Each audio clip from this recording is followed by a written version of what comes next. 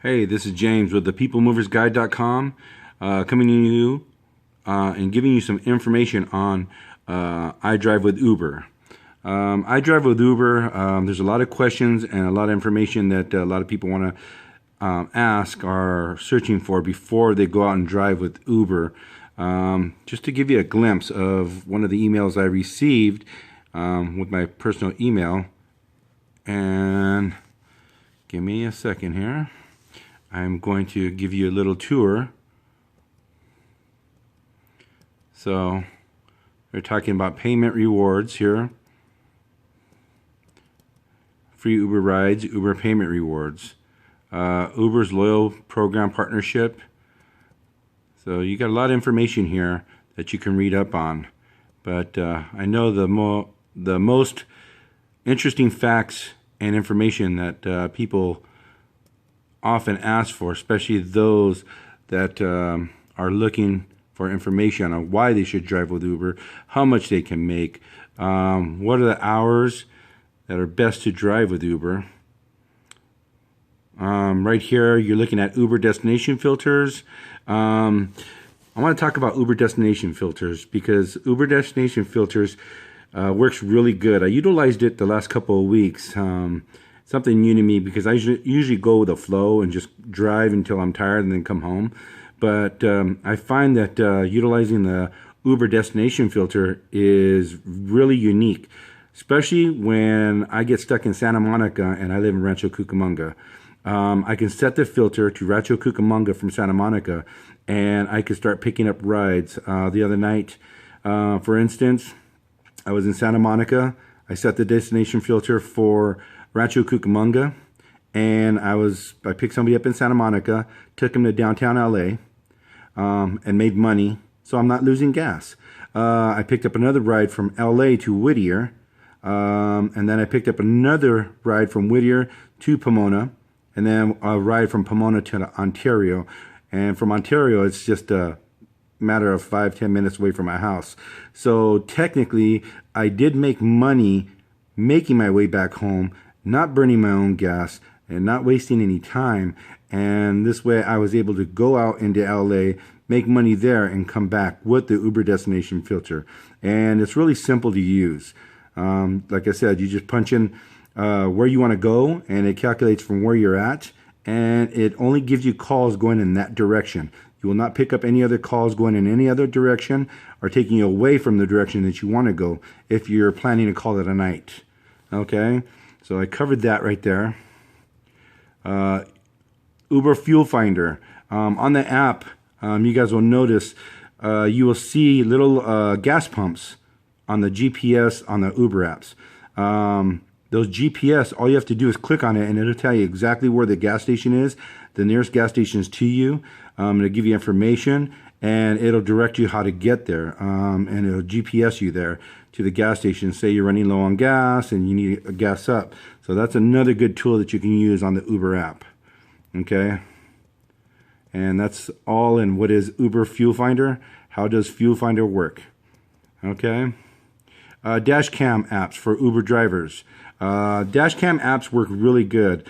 For instance, let's say you have a situation with a customer and the customer either wants to complain about you, or you have a situation where you only one-star the customer because maybe they're cussing at you, maybe they're too drunk, or let's say you get in an altercation and the person in the back seat, your customer, is getting violent or whatever. You have to call 911.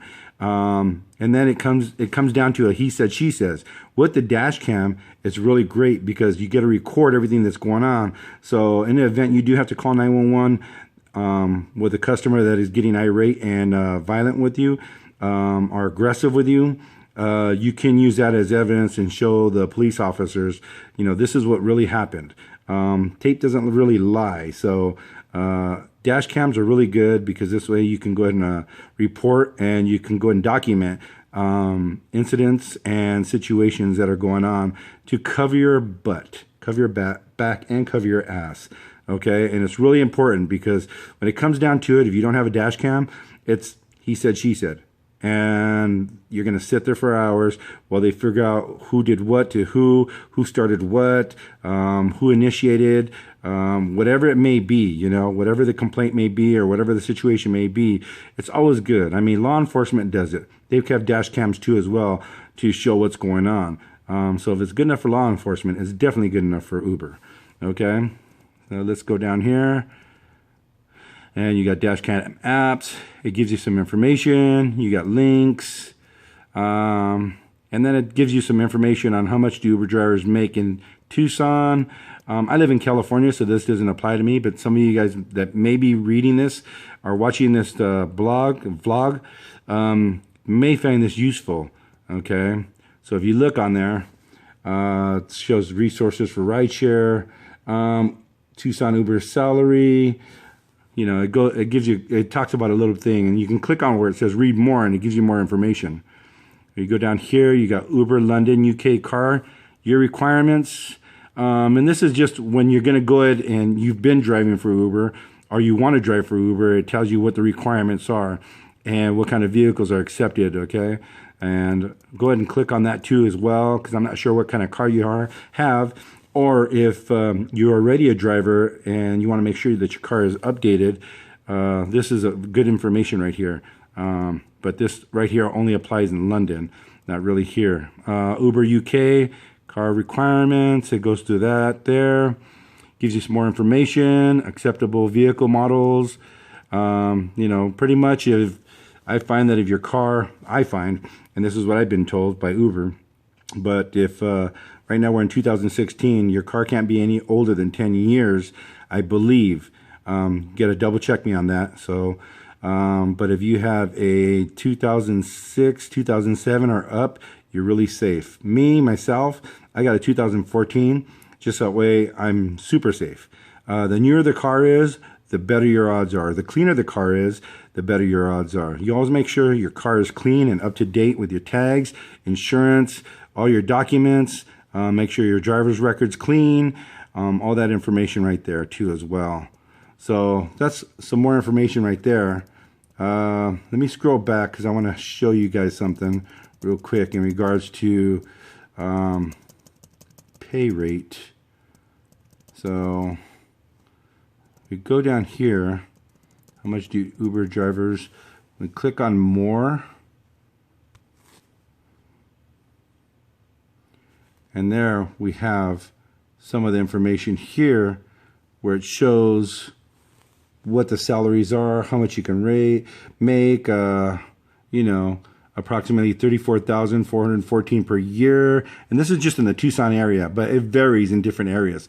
If you're like me and you live in LA, of course you're going to make more money than that because LA is a cornucopia of earnings for Uber drivers. I find that driving in LA, it's amazing because let's take Santa Monica or downtown LA, for instance. Every other car I see is a Uber car or a Lyft car or a taxi. So it's in high demand and people want it. People want to make sure that they're getting to and from wherever they're going safely. If they've had a couple of drinks or they're just tired or don't want to deal with the traffic, they pay us to deal with that traffic. They pay us to get them home safely when they've had a couple of drinks. Okay, last thing any of our customers need are DUIs. And so that's what we do. We get them to and from safely. You have to think about that when you're driving customers. You're being paid for a service. We are being paid for a service. I'm being paid for a service. So when that customer calls for me, that customer is paying me to get them where they want to go safely. And that's what my job is, and that's how I look at it. My kids, I myself use Uber, and I expect to get to my destination safely. I expect to, not have any hassles. Good conversation is great, but I'm not, as a driver, not there to flirt, pick up, or persuade, or or mingle, or party with any of my customers. This is a business to me. Okay, Uber pays me, but this is my business. Okay, I'm contracted. I'm 1099 in the tax. So technically, I'm running my business here by doing Uber. Okay. So I'm subcontracted to do a job, and that's what I do. If you look at it professionally and you think about it professionally, this is exactly what you need to focus on, is being professional when you're driving people around and earning money. So here you got, peak hours, and this is just an example of some of the peak hours that you have here. Okay. And you want to keep track of your app there, because your app will show you peak hours. Okay. And then it says local hotspots. It gives you all kinds of information. This is a perfect example right here of surging. Okay. In different cities and different states, the surging color is different. I know for mine over here, the Uber surge is red. And it has different shades of red. And it also will have like 1.0x, 1.5x. That's basically the amount you'll get paid. So if it's $1 a mile and it's surging and it says 1.5, then you're looking at $1.5, 1.5 in dollars and cents per mile. Okay. Keep in mind that just because it's surging in this area right here, and you're on the other side of town, doesn't mean that when you get to that area, if you race there for that surge will still be there. Many times I've driven and gone down to a surge place when I first started doing Uber, and then all of a sudden the screen goes clear. There's no more red, there's no more surge. And I find that I wasted my time and I wasted my gas just to get to an area that was surging for it to go ahead and shut down after I've gotten there. So I don't race to surge areas. If I happen to drive into a surge area while I'm carrying a customer, drop them off, I look at my app and there's a surge, I'll stay there and wait for a call, but I normally stay and wait for a call. So this is another good tip, helpful tip right here about surging. Okay, surges do pay good, but don't chase after them. You're gonna waste a lot of time and money doing that. So just go with the flow, go wherever your customer takes you and wait for the next call and then move on. If you happen to get in a surge area and get to stay there and benefit and reap the benefits from it, then, by all means go for it. But, this is my plan. I'm sure that you'll create your own plan that's going to be effective, but you do want to have a plan of action when you're out there driving as an Uber driver. So make sure you really study what you're doing, analyze things, logistics, timing is everything. This is another example of what a surge looks like. Airports are really good. Some airports, like LAX, you have to have special permission to be able to go on there. Ontario, I know I do a lot of pickups and drop-offs on Ontario. I don't have any problems taking people to Ontario, picking people up. Customers that are familiar with Uber, they will drop the pin right outside of the airport. And usually when I see that pin drop right outside of the airport, I know that they're inside the airport. So basically, either the customer calls me or I'll call the customer to find out what terminal they're at. And with that information right there, I'll be able to find the customer, pick up that customer, and make money completing the trip on that one right there.